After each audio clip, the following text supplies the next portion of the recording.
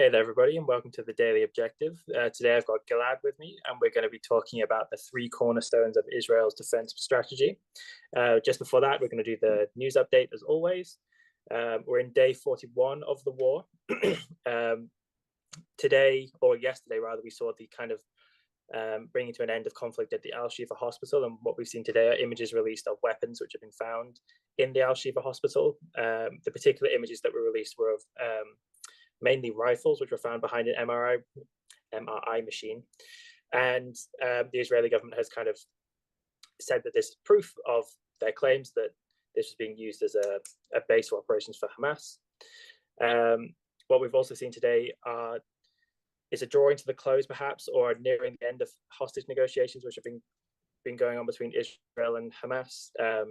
It's suspected, but not necessarily known, that the hostage negotiation is going to be that 50 hostages in Gaza are going to be released back into Israel, and in return Hamas are going to receive 50 Palestinians who are in Israeli prisons. There's been a lot of kind of criticism of this for Israel, but some support as well. Elon Musk has continued his criticism of Israel in a post he made on X, backing a tweet which claimed that Jews kind of whip up dialectical hatred of whites. And he declared this to be absolutely the truth, and went on a bit of a tirade against the Anti-Defamation League, who a few months ago kind of were advocating to remove advertising on Twitter. So I'm going to be talking about that on the reality show, so stick around and you'll hear a bit more about that. And then also Joe Biden gave a speech today where he kind of reiterated his support for Israel, at least rhetorically, if not necessarily in deeds, where he said that Israel's operation in Gaza is going to stop when Hamas is no longer able to murder Israelis. So we should at least call out good things when they happen. That was very good. And that's about everything for today. So Gil-ad, we're talking about the three cornerstones of Israel's defense strategy. Tell me about it. Yeah, thank you, and hello everyone. So yeah, I think today we should talk about these three cornerstones that are part of the 75 years old security doctrine of Israel. It started actually since before the establishment of Israel in some senses, so it's even more prevalent in the history of Israel. And I think it really affects what has been happening with Hamas in the last 30 years. I know that when I heard about this doctrine, about the three cornerstones that are to deter, to create deterrence with the enemy, to alert us before the enemy does anything, and to defeat decisively. These are the three cornerstones. In Hebrew, it also sounds a bit better, so it really made me like think of what's happening differently. In Hebrew, it's arta'a, atra'a, achna'a. So three words that are really similar. So in Hebrew, it works better, but again, in English, it's to create deterrence, to alert, and to defeat decisively. So I will explain how it came to be, how it was implemented in the past for the wars that we had in the past against Egypt, against Jordan, against Syria, and what's the kind of the way that it implies that it have been implying to what's happening with Gaza and with Hamas for the last 20 years. It won't give us the answers of what we should do with Gaza, with 2 million Palestinians over there. If anything, we will end this session today with even the bigger question of what could we do with them, but it will create some order and some understanding. Sounds good? Sounds good. So, and please stop me if you, Morgan, have any questions, if I'm not clear. Anyone watching, feel free to shoot things in the chat, and Morgan will help me notice them and give you guys hopefully a good answer. For sure. Yes. So when this security doctrine of the three cornerstones, the three legs of the doctrine, when did it came into being? Officially in 1953 by the first prime minister that we had in Israel, David Ben-Gurion. But originally it's even rooted in this very famous like kind of leader before Israel got independence, Ze'ev Jabotinsky, and his approach of the Iron Wall. And both of this approach, the security doctrine and the Iron Wall, it all originated from the understanding that there is a basic asymmetry between Israel or the Jewish communities as they were founding in Israel, a small community without an organized army, and the Arab world. So many people, so many different armies, so much power. There is a basic asymmetry. There's no way that was the seed for this approach. There's no way that we can really defeat them. We cannot bring all of those armies to the knees and threaten their existence. On the other hand of this basic asymmetry, there's the understanding that we cannot handle a defeat. We cannot lose even one war, because losing a war for Israel means no more Israel, means from the river to the sea, no Jewish people will be free. Throwing the Jewish people to the sea, that was the threat. And therefore, on the one hand, we cannot really win. But on the other hand, we cannot afford to take even one loss. So that developed the three legs. The first one, to deter, to create deterrence, but not the old school deterrence of like sometimes people talk about it in the context of nuclear weapons, that we will threaten our enemy, we'll show them that we mean business, so no violence will occur. So we use the threat of violence to prevent any violence. That was never the intention of Israel, because we kind of knew that they are stronger than us and they will always come back. What we need to do is to create an iron wall. Every time they attack, we manage to put them off, and hopefully in a few decades or hundreds of years, they will understand that we're not going anywhere. That's the iron wall, and it's to create deterrence, to prevent, like the kind of deterrence is to make sure that they're not going to attack all the time, but only every 5, 10, 20 years. And before they attack, we go to the second leg, which is to alert us. So until now, I've mentioned the basic asymmetry of being small and weak in comparison to the big Arab world and the countries around us. Another implication of that is that the Israeli army is very small when we don't have our reserve forces. We need reserve forces to actually be able to fight and defend ourselves. So that's why the alert is super crucial for the Israeli army, because we just saw it in the massacre a month and a half ago. When we are not ready, we are not ready, and people can reach our soft belly. So until this attack, mostly we were mostly able to recruit the reserves because we got good alerts. And again, to the third cornerstone of this doctrine, defeat decisively. What does it mean? Again, it doesn't mean to completely disarm the enemy. That was not a possibility. And I'm talking again on the classic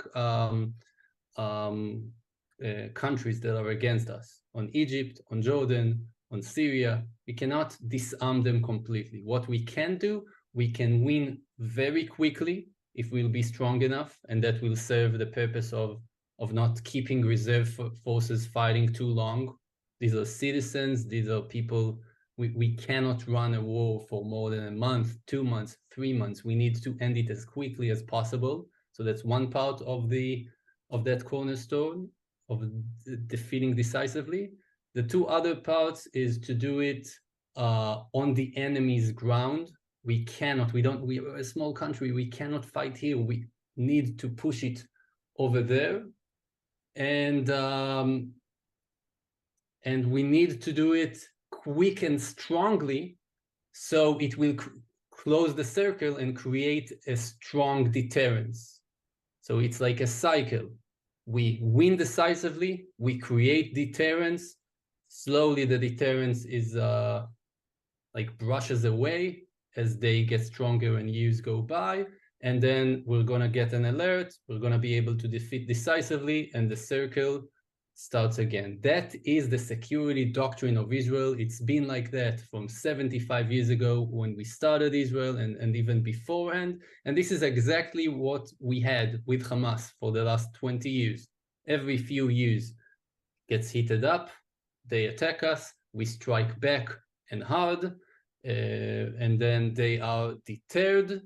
We have a few years of quiet until we get to the same point of the violence, the circle, the non-ending, the never-ending cycle of violence with them. Any questions until now about this?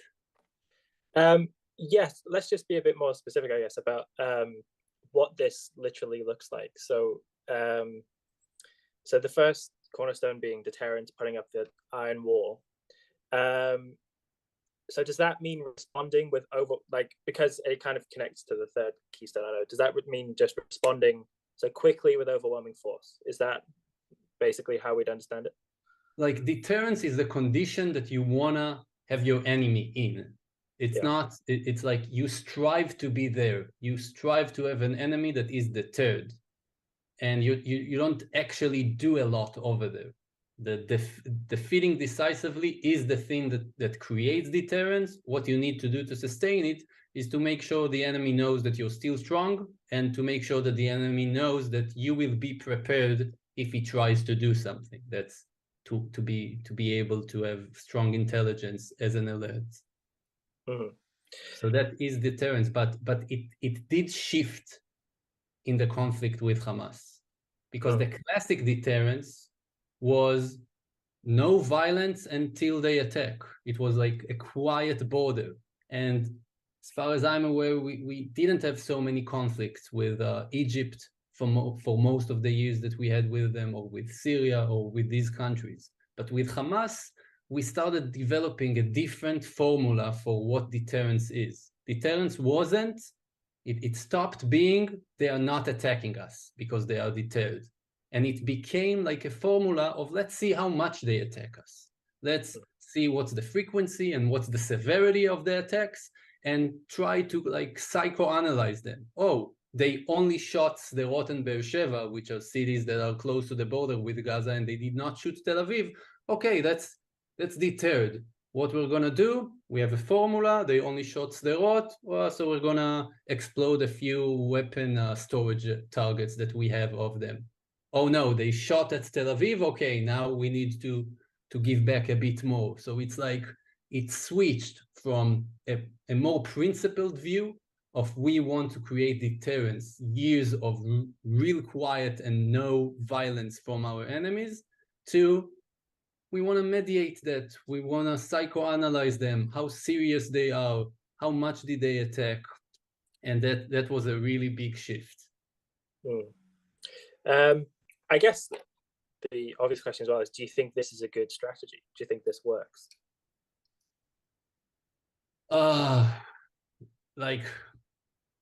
Okay, so let's talk a bit more about Gaza. Probably it's things that you all heard recently, but Gaza was in control of Israel since the Six-Day War and until 2005, when we came out of Gaza. But we came out of Gaza without making any arrangement of what's going to happen to them. We didn't make sure that Egypt is going to be responsible for them, or even responsible for the border with them. And then 2 years later, we got Hamas on 2007. Hamas, not only that they gained political power, they started gaining more and more military power, because we were not in control with the border that they had with Egypt. And we didn't coordinate this with Egypt, and they didn't have too much reason to make sure that weapons are not coming in. So we ended up having this very strong military force over there. And then we started having, from this perspective of the security doctrine, of the three cornerstones, the rounds, we try to keep them deterred, again, by the formula of, let's see how much they attack. They didn't attack too much. This is deterrence. We are ready for a bigger attack, and if they attack, we shoot back really hard. There's a seize a ceasefire, we send humanitarian aid, and we have a few years of quiet. But the quiet isn't really quiet. It's relative quiet. The cities next and the towns next to the Gaza Strip, they keep getting shot. But for most of Israel, it was pretty quiet. Like my life in the last 20 years were not disturbed too much by Hamas until, of course, this massive attack of last month. So did it work? It worked partially, but like the fact is that I've lived quite a comfortable life despite of the rounds happening with Gaza. And then I guess just final question before I let you go on.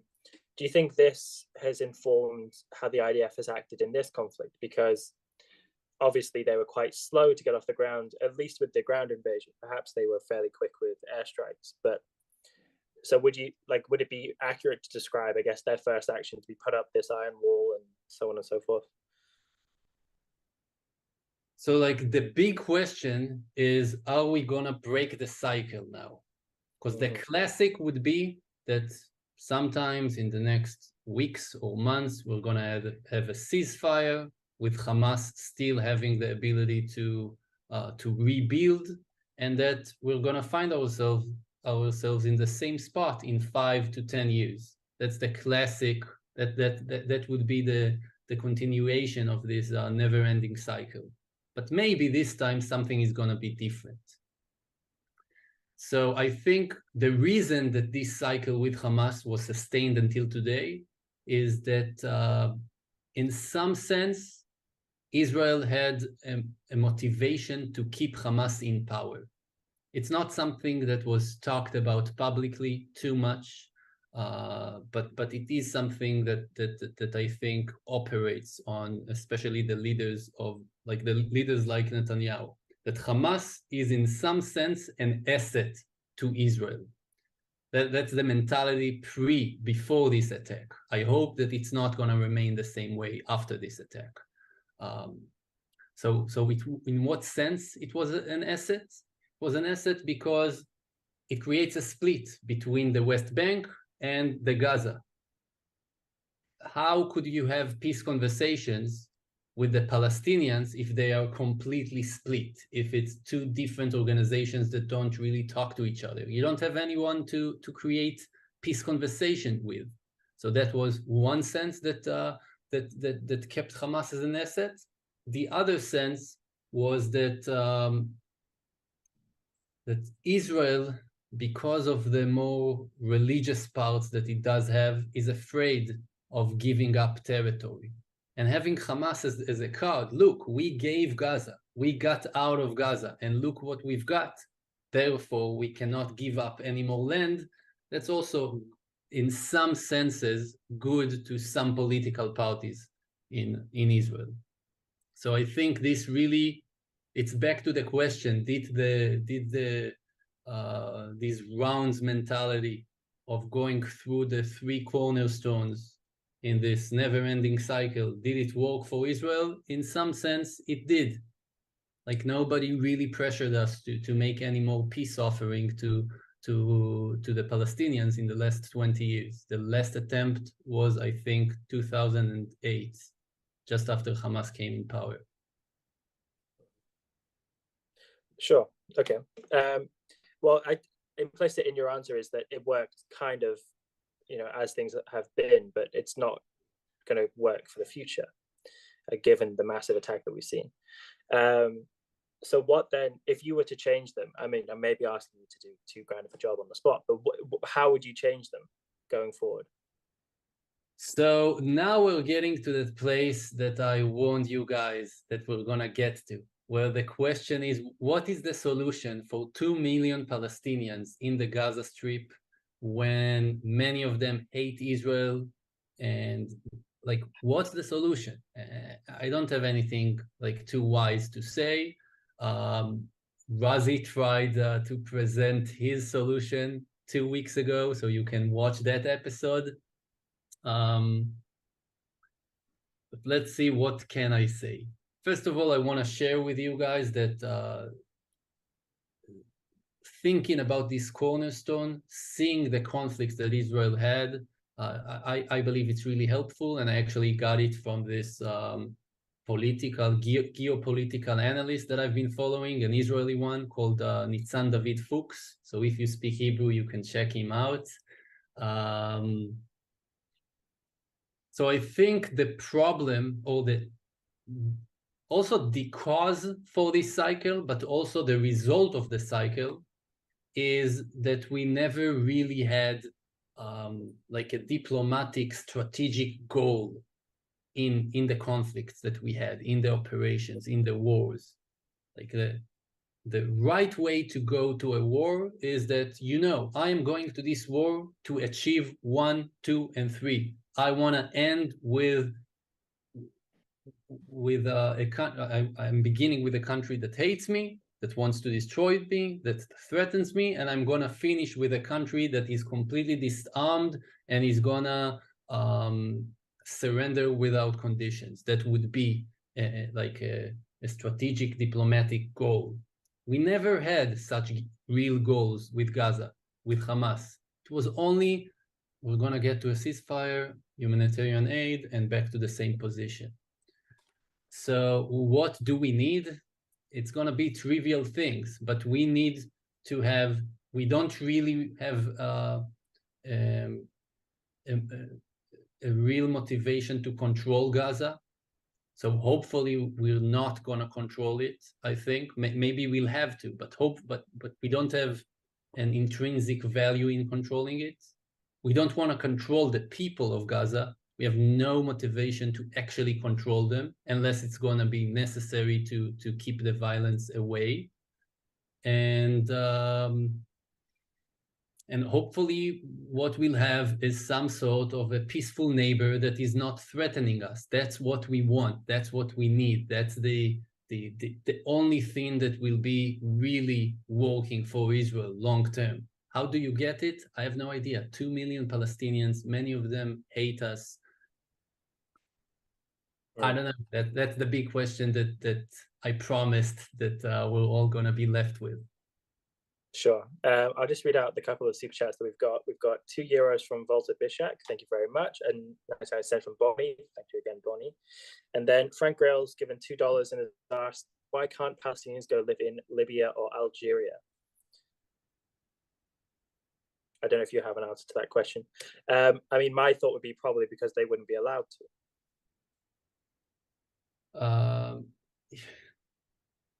You know, it's a big question. What we do know is that so many refugees from the ancient wars that we had 75 years ago, and it's not only the people who actually left Israel 75 years ago who are refugees, but it's their children and the children of their children and their grandchildren. It continues on because there is some motivation, mostly in the Arab world that does not want to accept Israel, but I guess in the entire world, to keep this wound open, to not really find a solution, because so many nations and people do not accept the right of a Jewish state to exist. So why can't they go there? They can, but like people are just against it. There are, I think, around almost 1 million Palestinians in Lebanon, but they live in refugee camps, and they stay as refugees instead of immersing themselves in the society and becoming actual citizens. Yeah. Well, I guess maybe you slightly answered this, but then you did answer this, I suppose. But I was going to ask, because something that gets brought up a lot is that the neighboring Arab countries don't want to accept the Palestinians. I guess your answer was that they have an interest in keeping the conflict going. But wouldn't it, I guess the natural question is, do they not view the Palestinians as kind of do they view the Palestinians as their sort of kin or on their side or something? In which case, wouldn't it make sense for them to want to kind of take the Palestinians in and give them a home? But they're very clearly, they don't want to do that. And maybe it's that they want to keep it going, as you said, but is there also a perspective that the Palestinians are too troublesome or something like that? You think? I don't think so. You don't think so? I truly believe that it's just a case of so many people in the world hate Israel more than they love anyone, including the Palestinians. So maybe they do want to help them, but not at the price of helping Israel have a real chance to survive years, hundreds of years into the future. Sure. And then we've got another super chat from Enric Teller for $5. Thank you very much. Which said the international community would go crazy, but Israel needs to occupy Gaza to achieve a reform of the politics and culture. And then that'll be us wrapping up the show. But do you think that's true? Because you were saying that you would rather Israel didn't occupy. Yeah, like occupying is a mess. Maybe it's going to be needed, but it's not like it's going to be means for an end, not an end in itself. The end is having peace and quiet in Israel, having safety, having security, and maybe the means are going to be occupying Gaza. But we don't have, like, it's not like we don't want to control another that territory and 2 million Palestinians or 1 million Palestinians if in some way we're going to be able to cause many of them to go to a different place. So yeah, I think that we do need to wrap this thing up. I hope that you got something from this perspective that is closely connected to the cycles of violence against Hamas, the three cornerstones, creating deterrence and managing it and having all those formulas of they only shot this and that, frequency, severity, so we want to shoot back, and trying to do psychology to the enemy. That's exactly what got us to the place of thinking that Hamas is deterred and then having October 7th attack hurting us so badly and so tragically. So to deter, to alert, we failed in the alert of that attack. And to decisively win, I hope that we would do more than only decisively win, because the beginning of this doctrine was when we thought that we don't have a real chance to win against the Arab nations around us.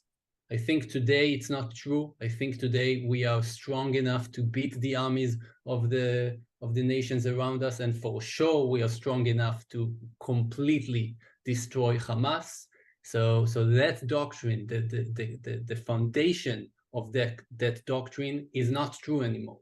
We are not that weak country that cannot win. We are the strong Western developed army, super high tech, that has the ability to win if it would stop tying its own arms behind the back. So I hope that this would be a complete and utter decisive win for Israel. Mm-hmm. Good. Well, thank you for joining me, Gil-ad. I hope everyone got something out of that. Everyone should stick around because we've got the reality show coming up. We'll be talking about the Elon Musk tweets, as I mentioned, and then also kind of the role of social media generally in wars like this. So we'll see you guys in just a minute. And thanks again, Gil-ad. Thank you, everyone.